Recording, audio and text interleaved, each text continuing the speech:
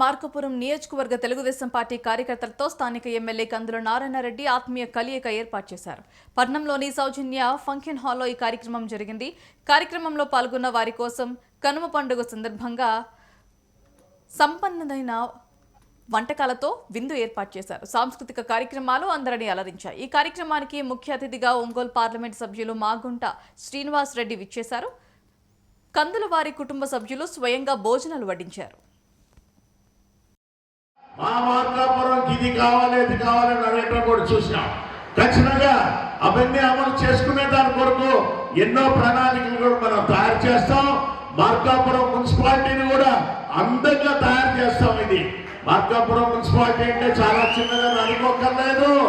దీంట్లో ప్రతి ఒక్క భాగంలో కూడా దీనిని విలువైన ప్రాంతంలో కూడా ఇప్పటికే తెలుసు మీకు రియల్ ఎస్టేట్ వాళ్ళదంటే జిల్లా అనౌన్స్ చేయకముందేనే ఎలక్షన్ కాగానే రేటు పెరిగిపోయింది. జిల్లా అనౌన్స్ చేసిన తర్వాత ఇంకా రేటు పెరిగిపోయింది ఉన్నప్పుడు కూడా. అంతటితో అనేది కాదు, రైతులకు ముఖ్యంగా కూడా ఒక విలువ అనేది పెరిగింది రావటం. వారి ఆస్తికి ఒక విలువ రావటం అనేది ఒక గొప్పతనం. రేపు వారు పండించబోయే పంటకు కూడా ఒక విలువ రావటం అనేది కూడా మరొక గొప్పతనం అని చెప్తున్నాను.